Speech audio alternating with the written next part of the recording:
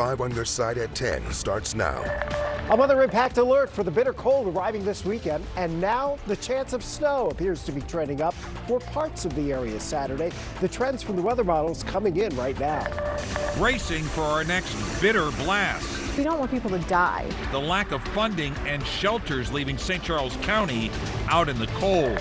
Our top story, the first cries for help from a domestic violence victim go unanswered. The levels of harm are intensely high. Tonight, St. Louis police explain their response. We are heartbroken for her. A St. Louis woman beaten and forced to FaceTime her mother to say goodbye, screamed for help. Neighbors heard, called police, but they didn't respond. Thank you for joining us. I'm Mike Bush. And I'm Kelly Jackson. In a story you'll only see on 5 on Your Side, Laura Barcheski sat down with St. Louis police and a domestic violence advocate to get answers. Mike and Kelly, St. Louis police did end up responding that night, but only after the victim escaped her partner and called police with more details. St. Louis police tell me that is the unfortunate reality of how they triage 911 calls. Around 6 o'clock on Saturday night, court documents say a St. Louis woman got in an argument with her boyfriend inside their apartment in the 1500 block of Washington Avenue. She told St. Louis police she asked him to get sober. That's when he pulled a gun, started hitting her with it. She started screaming for help, saying he was going to kill her, hoping someone on the other side of the wall would call police. 911 was called, and they were notified of possible domestic disturbance, man, woman, yelling. But police didn't come. For nearly 2 hours, this woman fought for her life. He told her he would kill her and everyone she loved, forced her to FaceTime her mother to say goodbye, then cocked his gun and held it to her head. Eventually, the victim was able to get away from him. He ran off and she called police herself. That call came in around 8 o'clock, and it changed everything. And within minutes, our officers were notified on the street and were en route to that apartment complex. Police say when they got there, she was covered in bruises and scrapes, and the investigation led them on a search of the apartment where they found drugs and 3 more guns. Domestic violence advocate Karen Aresti says in a matter of seconds, there could have been a different outcome. Domestic violence victim is 5 times more likely to be subject to a homicide than if a gun is not involved. The risk is also, by the way, that the abuser may also decide to commit suicide. Police Director of Public Affairs Mitch McCoy says between 5 and 8 p.m. there were 27 calls for service, including a shots fired call. I asked him why they didn't respond the first time. At the time, there was no information about weapons being involved or of a potentially life-threatening situation. And I can tell you that there is not a police officer in this building that would not run into that apartment, knowing what we know today, to save her. Were there enough officers at the time to respond to all of these calls? Were you up to the staff that you needed for that evening? That's a good question. We don't get into the specific numbers of how many officers are on the street at one time, and that is for an officer safety reasons. But what I can tell you is that there were more than multiple officers. The suspect is still out there and possibly armed, but police assure me they're working to find him and get justice for this victim. If you or someone you know is a victim of domestic violence, the Safe Connections hotline is open 24/7. Call 314-531-2003. We are following breaking news out of North St. Louis near Riverview Circle. Right now, police are on the scene of a police pursuit that ended with a crash. We are told the car was taken from a delivery driver. The 2 people inside the stolen car were not seriously hurt. Police arrested them. We will bring you more information as soon as we learn. And tonight, Illinois State Police are investigating after a car fire along I-64. 5 on Your Side's Holden Kerwicki shot this video on his way home from work about 3 hours ago. This happened in the westbound lanes of 64 just east of Washington Park. We have reached out to police again within the last 15 minutes for more information. We'll pass it along as soon as we get it. Tonight, the Missouri State Highway Patrol is investigating a deadly hit-and-run crash in Bell Ridge. A person was hit and killed at Natural Bridge in North Handley around 5 o'clock tonight. The driver left the scene. About 90 minutes later, St. Anne police picked up the suspect's white pickup truck on a flock camera that reads license plates on Addy Road just north of Midland. The driver was detained a short time later. Our weather impact alert for strong gusty winds is over. We've already issued a weather impact alert for our next blast of winter cold, which arrives in about 36 hours. And tonight, Chief Meteorologist Scott Connell is getting us prepared for the impact, which includes dangerous temperatures and wind chills and possibly even some snow. I think the best chances of snow are going to be north and northeast of St. Louis, but there's still an asterisk beside that because we don't know for sure at this point. What we know for sure is that it's going to get cold, and it's going to get really cold as we head into Saturday night and Sunday. That's when this bitter Arctic air mass comes in. It'll come in with a breeze. It may come in on Saturday with some snow behind it. Hats, gloves, coats, you're going to need all of that. If we get a bit of snow, or if you're traveling north up 55 or farther to the east along Interstate 70, you probably will need some extra time. So what's new tonight? We have the Thursday snow mixed chances far northeast of St. Louis. Going to miss the metro for the most part, but then that Saturday snow, question point there. Temps, they are trending colder, and that continues tonight. That's been a trend over the last 24 hours. Those snow bands also shifting. That's something that we are watching, and we'll hone it in as we get closer. This is the story, though. Sunday, we're only 15 degrees for the high temperature. Tomorrow, we time out the potential for a few rain showers here north and northeast of St. Louis. Maybe there's some snowflakes mixed in there. We think temperatures are going to be above freezing for most of us. It should not be a big travel issue tomorrow. More on what's going on for the weekend coming up in a few minutes. And leading up to this Arctic blast, the Weather Impact Team will be providing up-to-date and comprehensive forecast on the free 5+ streaming app. You can download the app to your smart TV by searching KSDK in your app store. And with more dangerous cold expected to soon blow our way, more concerns about people living outside in the cold. Tonight, 5 Interside's Robert Townsend continues our weather impact alert team coverage in St. Charles County, where there is a plea to help the unhoused as they brace for another round of below freezing temps. The pre-winter cold isn't letting up, and the street outreach team at the Care Service in St. Charles County is gearing up to help unhoused folks survive the dangerous temps. We just go out and find them, but we've had an uptick in people, flagging us down. And with more below freezing nights expected this weekend, Amy Loftus and her partner are prepared to pass out more blankets, hats, and food to those on the cold streets. They'll make a tarp, they'll make a tent, and they'll sleep out there. Right now, it's estimated there are about 600 unhoused people living here in St. Charles County. I'm told many of those folks are living in cars, behind businesses, and more. A lot of them don't want to leave their items because they're afraid that they'll be gone when they come back. So we worry that they're going to freeze to death. Currently, there's no year-round shelter in St. Charles County. For the past 10 years, the Care Service Agency and other organizations have coordinated the Emergency Weather Response Program as a way to fill in the gap in St. Charles, Lincoln, and Warren counties. In the past week, the program was activated 3 times when the overnight lows drop to 20 degrees or below.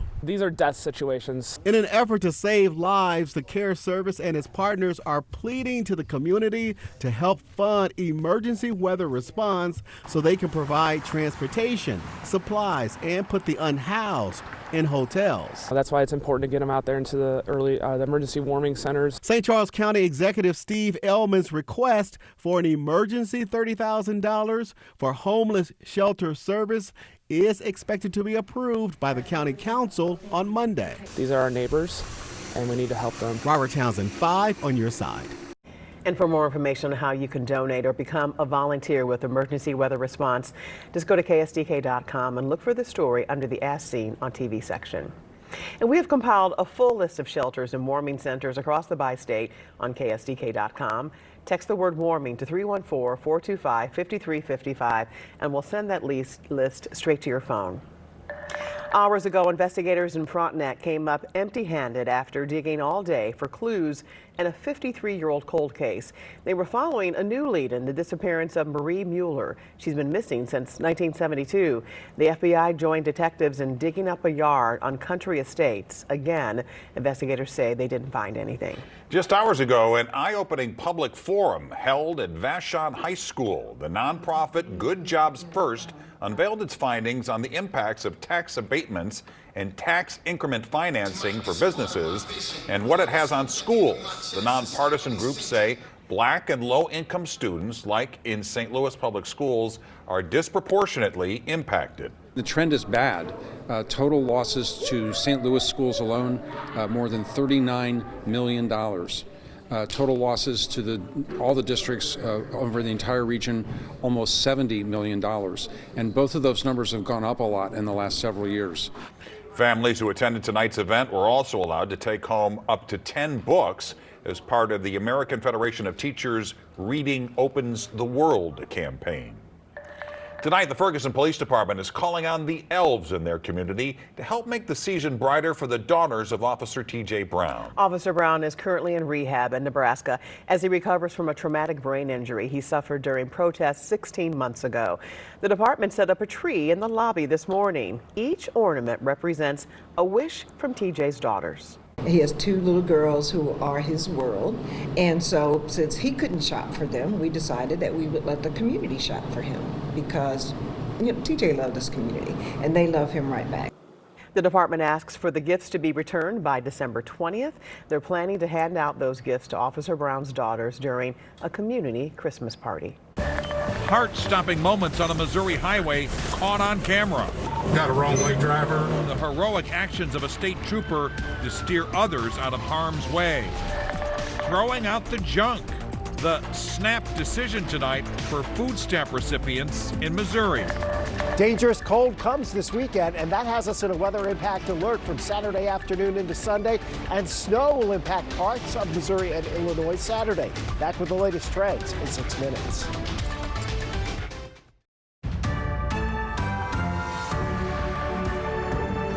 Tonight, a Missouri State Highway Patrol trooper is being credited for preventing a tragedy.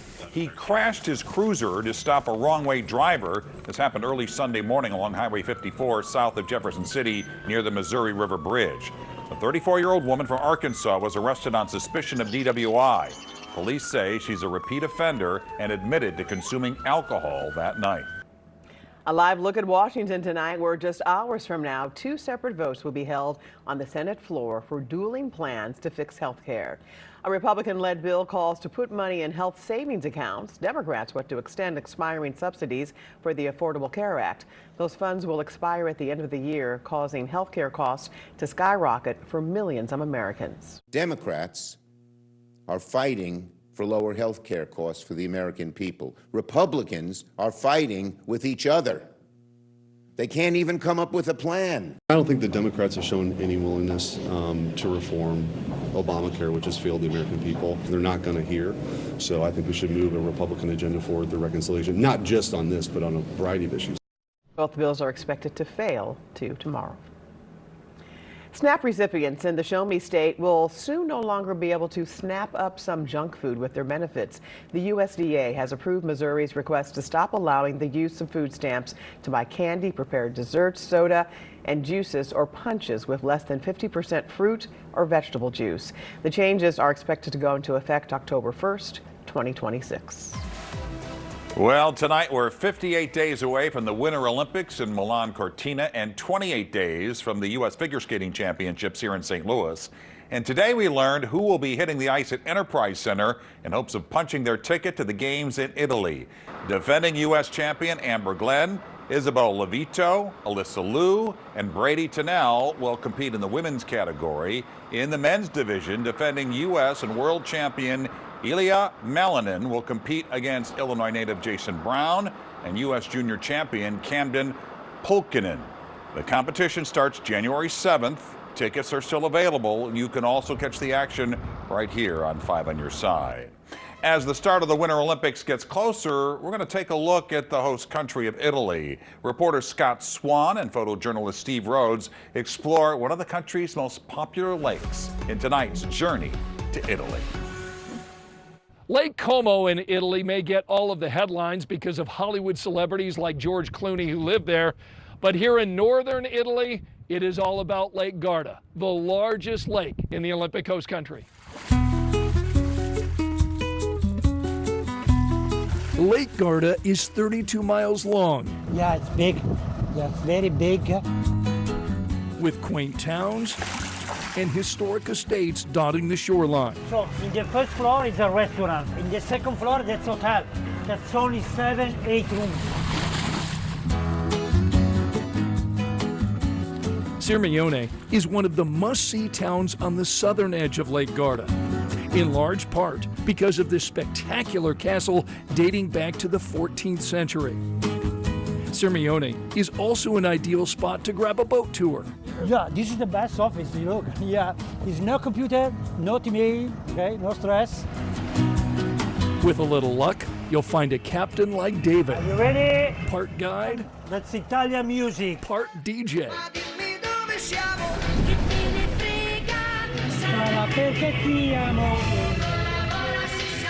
He works to hit the right note. For every audience. Yeah, do it again.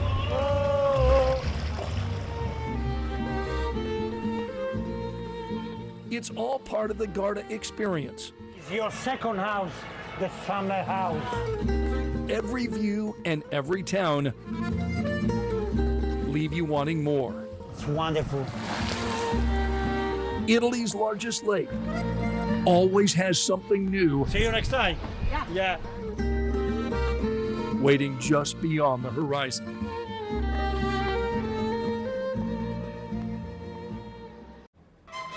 If you can go to Lake Garda, That Lake is Como, it gorgeous. is so beautiful. The opening ceremony for the Milan Cortina Olympics is Friday, February 6th. You can watch it right here on 5 on your side. Adding that to my list.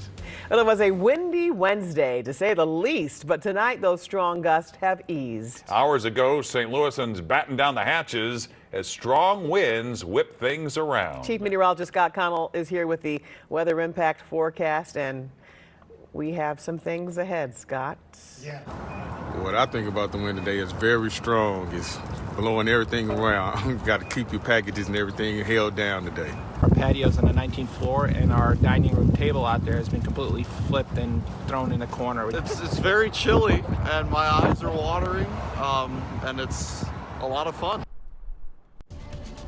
Now let's check in with Chief Meteorologist Scott Connell. Yes, it was windy today. We told you last night. That's why we had that weather impact alert for early this morning. 45 to 50 mile per hour wind gusts. There were a few power outages. Most of those have been taken care of. Bitter cold Sunday. That's why we have our weather impact alert. These will be dangerous wind chills early Sunday, and it's not something we see often. Yes, we do go below zero for the wind chills occasionally in the winter sometimes, not every year. But we're talking 15 to maybe 20 degrees below zero for some areas. Edwardsville Sunday morning will feel like 12 degrees below zero. Wildwood 8 below. Out in St. Charles County around 9 below. That's 6 o'clock in the morning. It could be even lower, 7, 8 o'clock when we reach our coldest potential. And our high on Sunday is only 15 degrees. This would be one of the coldest December 14th on record in St. Louis. Not the coldest, but that's still not out of the question if we can knock it down a couple more degrees. All right, there's also the potential we could have a little light snow here as we head into your Saturday. So there's a lot to talk about tonight. In the meantime, this area that's out to our west, we don't think that's going to have much of an impact on us. Clouds are rolling back in. We're in the upper 20s right now. We had a high today, believe it or not, just before daybreak of 52 degrees. Then the winds kicked out of the northwest. They gusted to about 47, 48 miles per hour. And now the cold air is here. We do think as the clouds thicken, we'll still be in the upper 20s early tomorrow morning.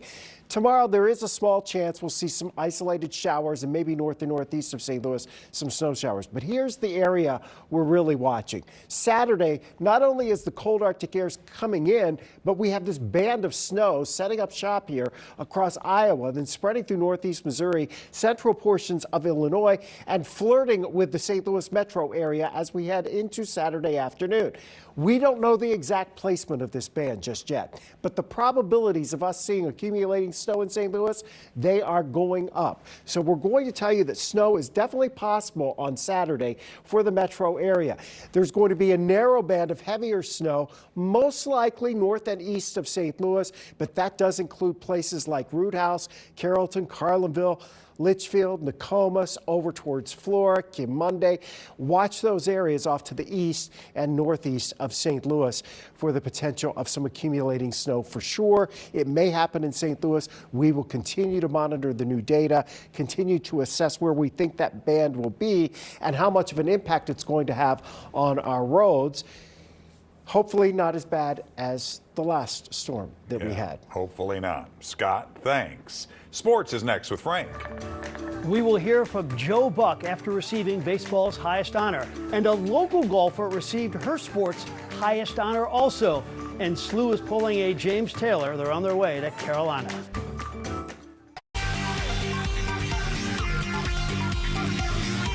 This 5 on Your Side Sports Report is sponsored by FanDuel Sportsbook. FanDuel is now available in Missouri. So Joe Buck got a call this morning from the Baseball Hall of Fame telling him he had won the Ford C. Frick Award. He immediately called his sister Julie and said, "Why didn't you pick up the phone?" He then said, "Bring the phone to Mom." He paused and he paused. They thought it may have been something bad for a moment. He gave them the news and there were tears all around.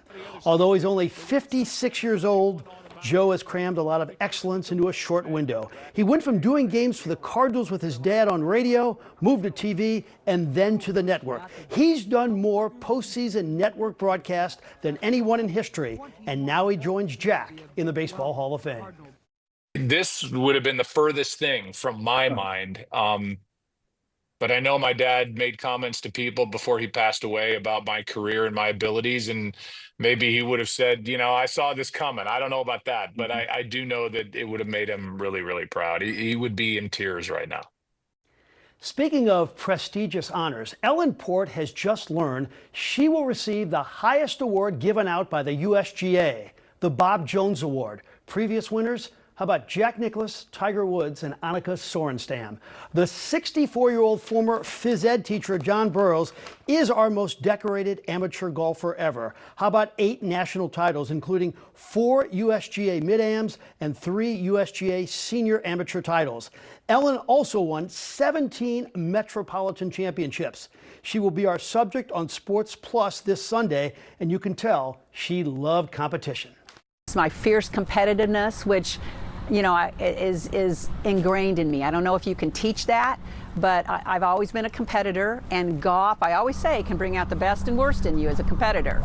So, and just like this award, Bob Jones, he was a fierce competitor and put a lot of pressure on himself, and he didn't succumb to the pressure. He worked through it, and I've put a lot of pressure on myself to succeed and had really high expectations. The winter meetings wrapped up today, and Nolan Arenado is still with the squad. Chaim Bloom says they won't release him, though. He did say some pitching moves are in store to bolster this very young starting staff. We will add to the group. I don't know yet when or who that's going to be, but want to add at least one guy, potentially more, that have something under them in this league. Yeah. Would love to be able to get more young pitching that we like as well if we're able to find those fits on the trade market. Obviously, I'm not hinting at anything. There's nothing teed up at the moment, but we are going to look to add, want to create some competition within the group.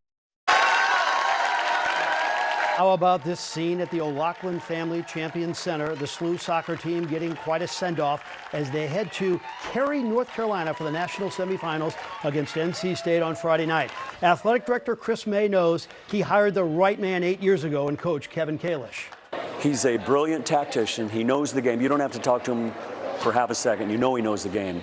But his connection into this community, his heritage into SLU, I mean, it was a no-brainer, and he's done nothing but exceeded what we'd hoped for. But now this is the big one. This is what we focus on, and he's done a great job with this team. Unfortunately, the Blues have been in this situation before, losing another mainline player to injury. The latest is Jordan Kyrou, who's tied for the team lead in goals. Kyrou is on the injured reserve list. He's week to week with a lower body injury. Nick Bukestad has himself an upper body injury. To try and add some depth at forward, the Blues have brought back Robbie Fabry on a 1-year, 2-way contract. Fabry dazzled as a rookie before suffering back-to-back seasons lost to knee injuries. He's 29 now with 106 career goals. And that will do it in sports. All right, Frank, thanks. Well, 5 on Your Side has teamed up with the Foster and Adoptive Care Coalition to help make the holiday season brighter for a child impacted by foster care. There are still more than 1,900 Little Wishes to grant. If you would like to help, just go to ksdk.com/Little Wishes to donate. We'll be right back.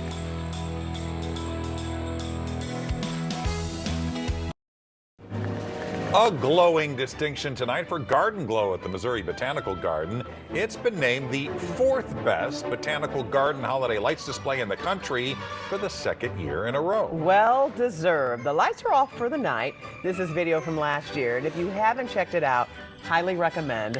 Garden Glow is open through January 3rd. You can buy tickets online. And remember, you can text the word lights to 314-425-5355. We'll send a full list of all the dazzling displays on both sides of the river straight to your phone. And you can get into the Yuletide spirit right now on the 5+ streaming app. Watch holiday celebrations from across the country for free on your smart TV. Just search KSDK in your app store. And there you have it. 5 on Your Side at 10. A reminder that we're always streaming on 5+. Be sure to start your day with Today in St. Louis. That starts at 5 a.m. Have a great tomorrow.